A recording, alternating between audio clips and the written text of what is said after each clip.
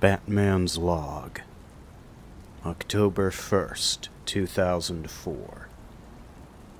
Dr. Jonathan Crane, also known by his supervillain alias the Scarecrow, had gone missing over a year ago. His cell at Arkham was empty. There were no signs of a breakout.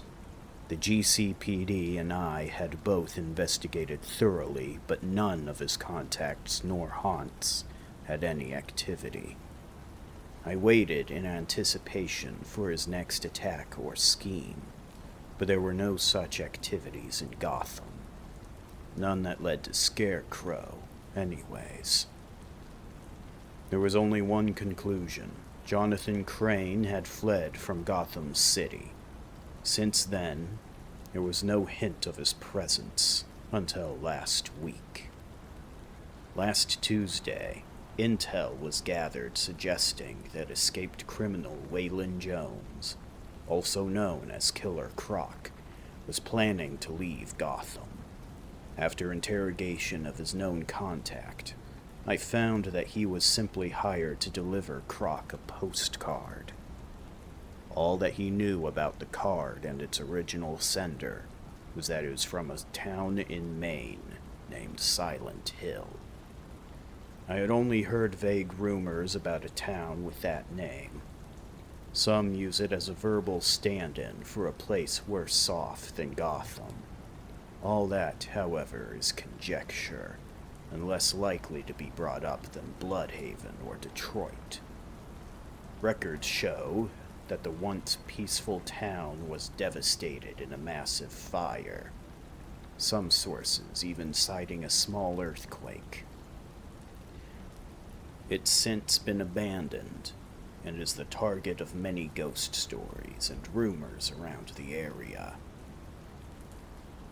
I stalked Croc up until his departure on Friday.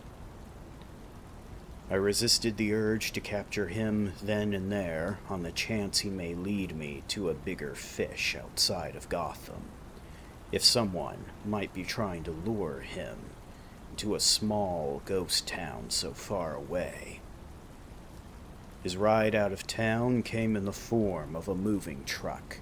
It would have enough room in the back to conceal his 8-foot muscular frame. I hid in a tree with my night vision binoculars as it pulled up in the swamp.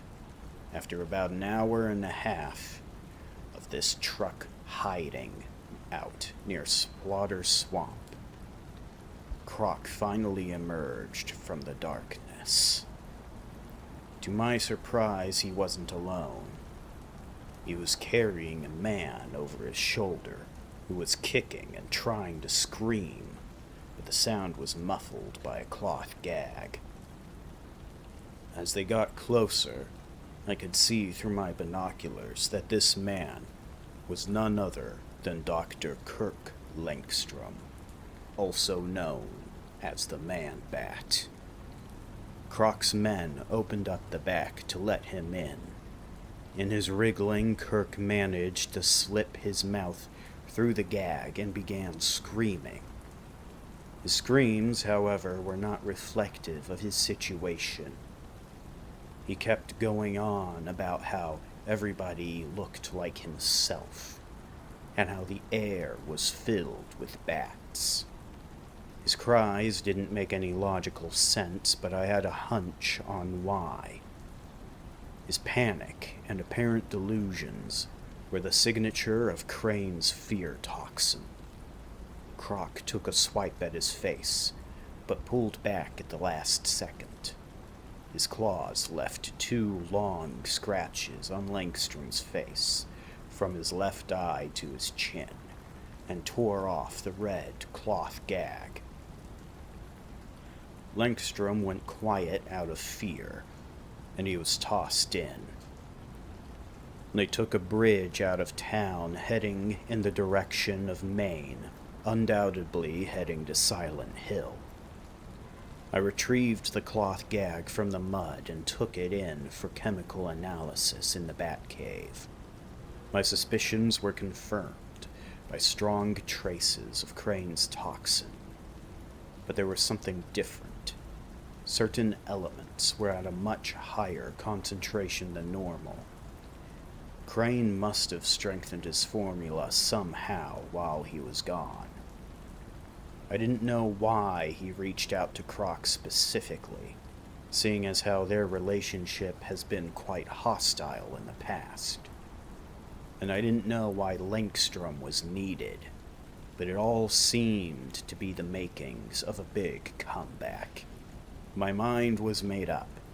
I had to leave Gotham to pursue them in Silent Hill. I would have left immediately, but Two-Face and Black Mask were locked in a gang war. It was already this Wednesday by the time I had sorted it out. I was able to enlist the help of Nightwing, Batwoman, and even Detective Chimp to help watch over Gotham while I'm away. Once ready, I took the Batmobile and left for Maine. It is now October 1st, Friday, and I have reached the city limits on the road to Silent Hill. Strangely, I could see the same moving truck that Croc and his men arrived in. It was parked just off the road in the grass by the welcome sign. All the doors were open. I got out of the Batmobile to investigate. There was nothing of interest in the front seats, but I could smell something coming from the back. I went around to the wide-open back doors and prepared for the worst. The space was almost empty, except for what was left of an unfortunate victim. A lone human heart lay on the floor in a shallow puddle of blood. It had a puncture wound and scratch marks that matched Croc's profile. It had to be one of his men's. Langstrom was too important a figure to simply be taken for this. I looked up at the ceiling of the truck and saw a strange symbol drawn in blood. I did not recognize it. 3 circles surrounded by some symbols wrapped in another circle and another circle beyond that, with more symbols between the 2 outer layers. I took a picture with my mask's optical camera and exited the vehicle. Croc was always known for the gruesome scenes he leaves behind in his wake as both a gangster and a cannibal. But this was unusual even for him. Jones has never been very superstitious or religious. I doubt some local cultists could have forced him to do it. As puzzling as the symbol was the question of the body. Aside from the blood making the symbol and surrounding the lone heart, the truck was clean. As I got out, I walked back to the Batmobile. When I glanced at the welcome sign again, I was shocked to see something that wasn't there when I first looked. It was the naked body of one of Croc's men.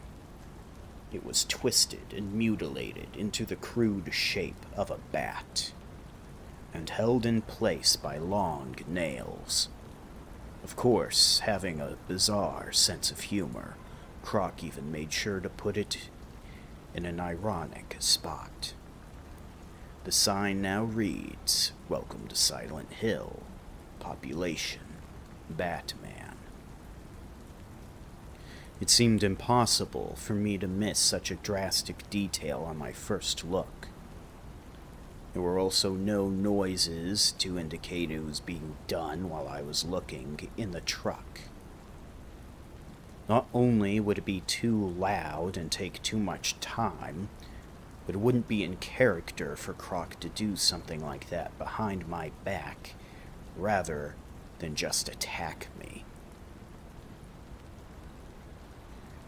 I am now sitting in the Batmobile's driver's seat and looking forward down the road. At a distance, maybe about a mile, the trees close in on the road, and a thick fog obscures what lies ahead. I don't know exactly what it is about this town that attracted these criminals. And I don't know why Croc killed one of his own men in such a ritualistic way. Whatever is going on here, I will figure it out and drag them all back to Gotham myself. As I finish this log, I am prepared to drive through the fog and enter Silent Hill.